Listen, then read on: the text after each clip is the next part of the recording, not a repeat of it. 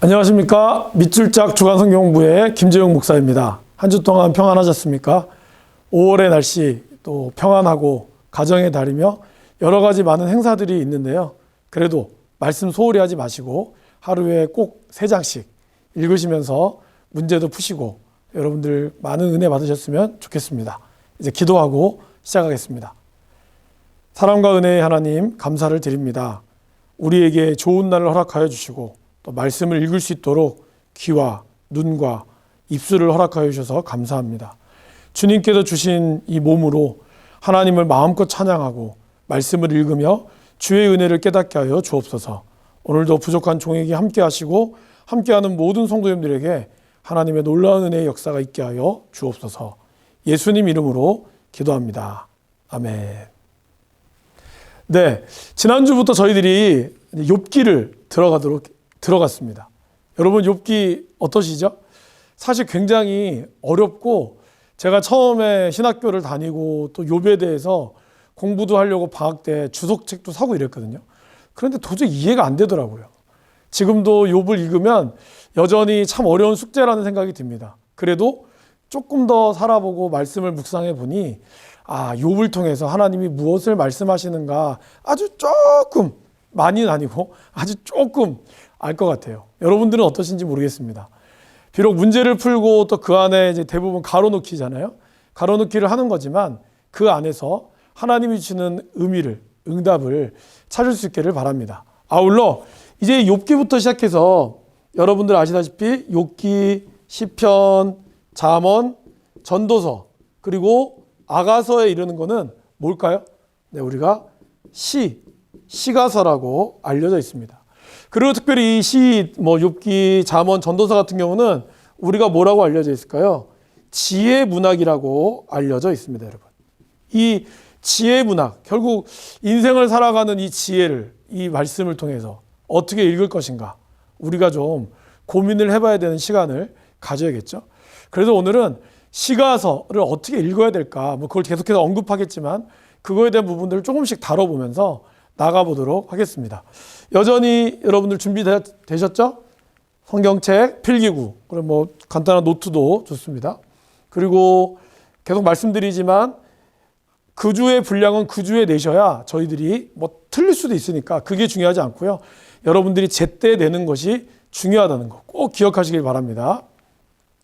그리고 이 채널을 계속해서 저희들이 이제 운영은 하고 있습니다. 아마 보시는 분들이 왜 이렇게 늦게 올라오지 할 텐데 부지런히 올리려고 하니까 조금만 이해해 주시고 여러분들이 이제 보는 과정을 보실 때쯤에 맞는 과정들을 좀 올리겠습니다. 그러다 보면 이제 앞에 있는 것들이 못 올라갈 텐데 그 부분은 조금 차근히 올라가더라도 이제 제가 하는 이 수업들은 바로바로 올리도록 하겠습니다. 자, 욥기. 지난주에 우리가 7장까지 했고요. 이제 욥기 8장부터 다음 주까지 진행될 텐데 욥은 총 42장으로 되어 있습니다. 주제는 경건한 사람의 고통과 하나님의 다스리심이죠. 여러분 특별히 시라고 하는 거, 시 좋아하십니까 여러분? 저는 시를 이렇게 썩 좋아하진 않는데 시의 대부분은 어떤 걸까요? 노랫말이나 시의 대부분은 이 고통이란 거를 수반하고 있습니다. 참 아이러니하죠. 아름다운 시일수록 그런 고통과 그리고 시련 이런 것들이 많이 담겨져 있죠. 진주는 이 조개 안에 있는 모래로 인한 상처로 생긴 거라고 하죠. 그래서 정말 값비싼 진주가 되는 것처럼 어쩌면 우리는 이 고난이라는 걸 통해서, 그죠? 그 다음에 시련, 이런 것들을 통해서 우리의 인생은 단련되어진다라고 해도 과언이 아닙니다. 근데 특별히 이 욥기뿐만 아니라 대부분 시가서나 또 지혜문학 그리고 모세오경을 비롯한 성경의 구조는 크게 어떻게 되어 있을까요? 인간의 죄, 그리고 하나님의 심판, 이에 따른 은혜, 이런 식으로 구성이 되어 있습니다. 이것이 가장 기본적인 어떤 골격이죠. 저와 여러분들도 어려움이 생기거나 이럴 때 어떻게 되죠? 죄 때문이야. 우리 대부분 이렇게 생각합니다. 그리고 그에 대한 하나님의 심판, 내가 주여 손들고 옵니다 하면 하나님이 은혜를 주셔서 회복. 이런 것이 계속 되풀이 되는 거죠. 이것의 가장 대표적인 게 뭐였습니까, 여러분? 사사기. 기억나십니까? 사사기는 이런 것들이 반복되어 있다는 거예요. 사실 이건 어떻게 보면 인간이 가지고 있는 가장 근본적인 걸 수 있습니다. 콩 심은 데 콩 나고 팥 심은 데 팥 난다. 그러므로 인간의 죄, 인간의 잘못된 거는 죄로 인한 것이다. 이것을 우리는 네 글자로 인과응보라고 하죠. 그렇죠? 그런데 욥기는 좀 다릅니다. 인과응보가 과연 모든 인간이 걸어가야 될 것이냐? 그렇지 않다는 거예요. 오히려 욥은 그에 대한 질문을 던지고 있어요. 의인이 고난받는 것이 과연 인과응보의 문제냐? 우리는 과연 그렇게 접근해야 되는 것인가? 대한 부분을 다루고 있다는 것입니다. 이제 친구들과 욥의 어떤 변론과 싸움을 보면 알겠지만 사실 욥은 굉장히 억울할 수 있는 상황이었고 또한 친구들은 그 당시에 있는 관습적인 지혜를 가지고 욥을 계속해서 비난하고 공격을 하고 있죠. 문제는요. 저와 여러분들의 신앙의 모습 또한 그럴 수 있다는 겁니다. 뭔가 어떤 성도가 어려움에 처하면 우리는 안타까워하지만 그 이면에는 우리도 모르게 그런 것이 있다는 거예요. 무슨 죄가 있다. 무슨 문제가 있다. 그래서 어떤 사람들은 그거에 대해서 얘기하죠. 기도해야 돼. 기도하면 하나님 들어줄 거야. 기도 안 합니까? 기도도 합니다, 여러분. 근데 우리는 너무나도 쉽게 한 사람의 불행이나 잘못과 고난을 그런 식으로 접근하려 한다는 것이죠. 사실 욥은 그러한 접근에 대해서 질문을 던지고 있는 거예요. Why? 정말 그럴까? 이런 어떤 도식이 틀렸다는 게 아닙니다. 인간은 죄를 지으면 반드시 하나님의 심판과 어려움에 처해지게 되어 있습니다. 그리고 하나님 앞에 은혜를 구할 때 하나님은 용서해 주시고 은혜를 주시고 회복시켜 주는 게 맞아요. 그런데 이런 것이 당연하다 할지라도 우리 인생은 그렇게 당연한 대로만 가지 않는다는 것. 결국 인생의 주인이 내가 아니라는 사실이 굉장히 중요하다는 것이죠. 결국 욥의 문제는요. 하나님의 다스리심을 우리가 인정하느냐 이거 문제입니다. 많은 사람들은 욥을 통해서 고통, 인과응보로 접근하려고 하지만 욥이 가지고 욥이 지혜 문학이라고 하는 가장 중요한 이유는 지혜는 어디서 옵니까 여러분? 하나님을 경외할 때 오거든요. 그 말은 하나님의 다스리심을 인정할 때 진정한 지혜가 온다는 것입니다. 그렇다면 욥의 문제는 고통 속에 오는 원인의 결과가 아닌 진정한 하나님의 주권이 어디에 있느냐? 인간의 문제를 다스리는 인간이 스스로 죄라고 정죄할 수 있느냐? 그의 모든 주권은 누구로부터 오느냐? 바로 하나님으로부터 온다는 그러한 명제를 담고 있다는 것입니다. 그래서 욥은요. 인과응보냐? 아니면 하나님의 주권이냐? 이거에 대한 우리의 질문을, 우리의 신앙을 다시 한번 던져주고 있는 성경책이라고 할 수 있습니다. 그래서 욥은 제가 이렇게 했습니다. Why? 같이 해보실까요? 하나, 둘, 셋. Why? 왜 이런 문제가 오느냐? 여러분들도 이런 문제가 있을 수 있지 않습니까? 억울해요. 그런데 왜 나한테 고난이 오고 왜 나의 인생이 어려울까? 우리는 원망하고 때론 그것 때문에 교회를 떠나는 분들도 저는 봤습니다. 많은 사람들은 또 떠났기 때문에 또 어려움이 처해진 거야. 왜 하나님을 안 찾아 얘기하지만 그 고통과 그 눈물을 누가 알 거예요? 아무도 알 수 없습니다, 여러분. 우리가 어떻게 해야 될까요? 그거에 대한 질문과 묵상이 바로 이 욥기입니다. 이 문제를 통해서 우리가 다 해결할 수는 없지만 저와 여러분들이 이러한 고민을 가지고 앞으로 욥기부터 시작하는 모든 시가서의 마음들을 읽어나갈 수 있기 바랍니다. 시의 특징은요. 여러분께 논리적이지 않습니다. 그죠? 시는 사실 굉장히 감정적이거든요. 어쩔 때는 이 시가 이해가 되지 않아. 근데 내가 여자친구와 헤어지고 남자친구와 헤어졌어. 그럴 때는 별거 아닌 내용도 눈물을 흘리게 돼 있어요. 어떻게 보면 시는요. 이 포임이라고 하는 이 시, 감정, 포이에마라고 하는 이 모든 것, 우리는 사실 그것으로 지어졌거든요. 하나님의 형상, 이 시, 우리는 모두 다 하나님의 시다라고 얘기할 수 있습니다. 그렇기 때문에 단순히 이성적인 것만으로는 적용되지 않지 않습니까? 인간이. 아무리 논리적으로 맞아도 감정적으로 그 다음에 나의 마음이 끌리는 대로 가는 것이 저와 여러분들의 모습이라는 것이죠. 그런 관점에서 이 욥기도 한번 읽어보시면 좋겠습니다. 주요 인물은 하나님, 그리고 사탄. 사실 1장, 2장에만 나오죠. 그리고 욥 친구들 소발, 엘리후까지 나옵니다. 주요 단어는 죄하고 의죠. 죄의 원인이 뭐냐? 의가 뭐냐? 이거에 대한 아주 굉장히 단순한 문제잖아요. 그죠?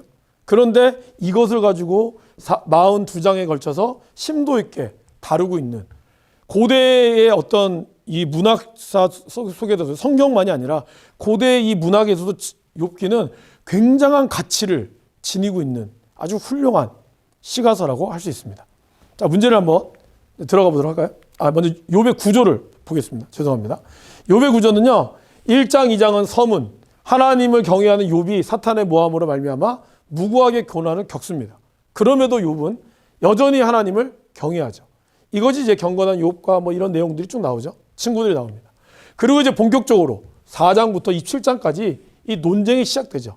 욥의 새 친구와 인과응보의 논리로 욥을 정죄하죠. 그러나 욥은 또 자신의 무죄를 항변하며 논쟁을 합니다. 3차에 걸친 논쟁이 진행되죠. 그리고 이제 욥의 어떤 강론이 나오죠. 욥이 최후의 항변을 하며 엘리후가 욥과 새 친구에게 반박하며 최종적으로 하나님이 말씀하시며 답을 주는 것이죠. 그래서 이 앞에까지, 그죠?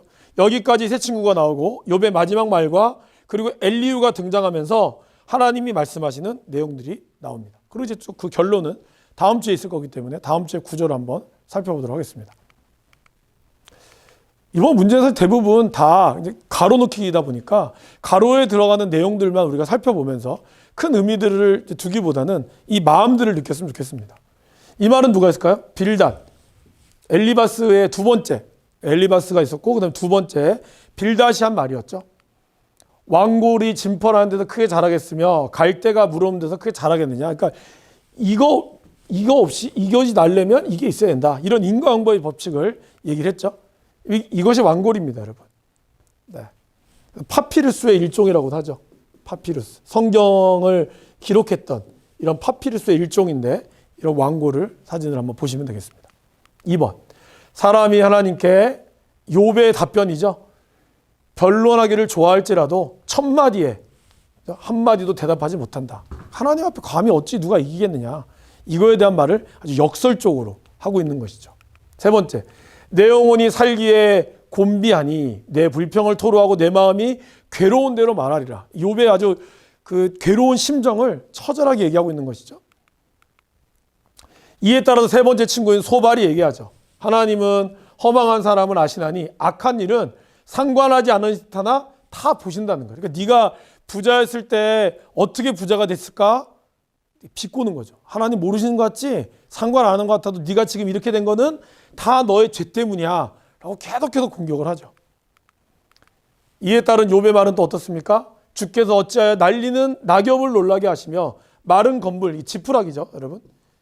건불이 지푸라기, 마른 지푸라기를 뒤쫓으시나이까? 왜 아무것도 아닌 왜 저를 이렇게 괴롭히십니까? 그는 그의 말을 이렇게 담아내는 거죠. 6번 문제. 경건하지 못한 무리는 이제 1차 14장까지 1차가 끝나고 다시 2차 논쟁이 시작됩니다. 엘리바스가 이야기하죠. 경건하지 못한 무리는 자식을 낳지 못할 것이며 뇌물을 받는 자의 장막은 부탈 것이다. 여전히 그러기 때문에 네 자식도 당한 거고 너도 재산을 다 잃어버린 거야 라는 거를 은연중에 이렇게 비난을 하게 된다는 것입니다.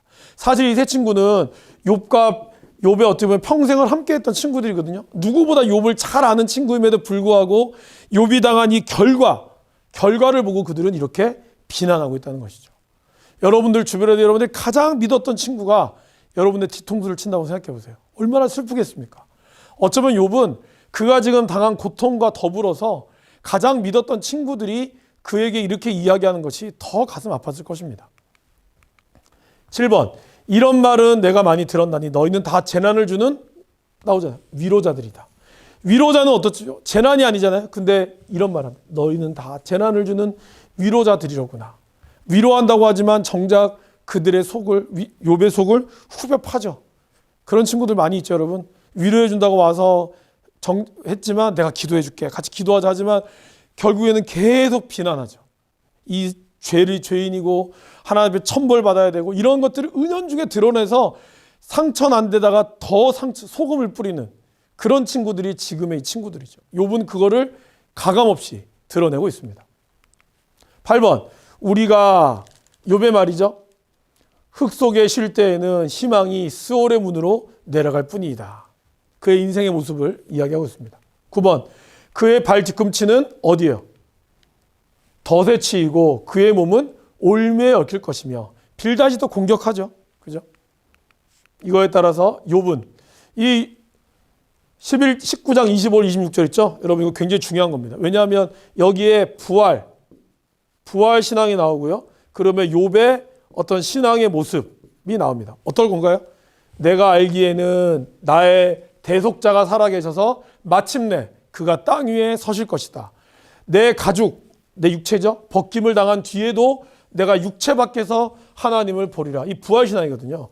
고대에 가지고 있는 이 부활신앙, 하나님에 대한 소망, 이것이 욥은 비록 자기가 억울하게 당해서 하나님을 원망할지라도 그는 그의 마음에 대해서 하나님을 의지한다는 사실을 강조하고 있다는 것입니다.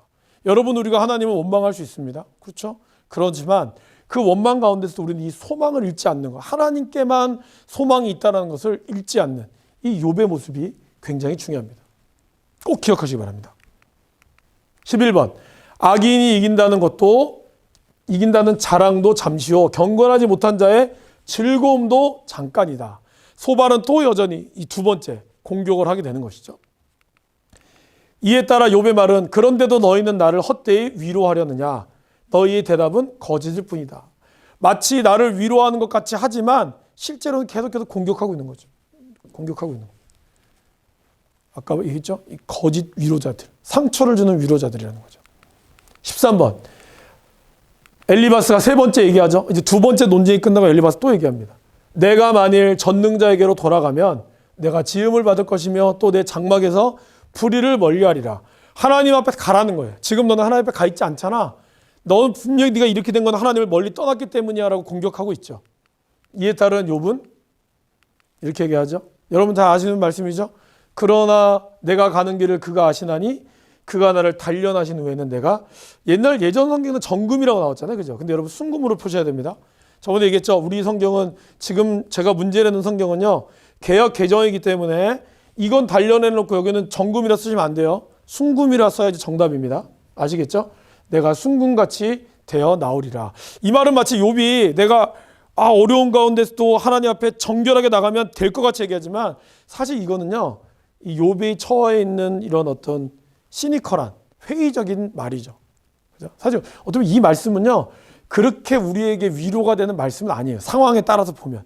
지금 욥의 상황은 굉장히 힘들고 친구들의 비난 가운데서도 그가 마지못해 내가 지금은 이렇지만 순금같이 될 거야 라고 하는 자기 위로, 그런 표현이라고 볼 수 있겠죠.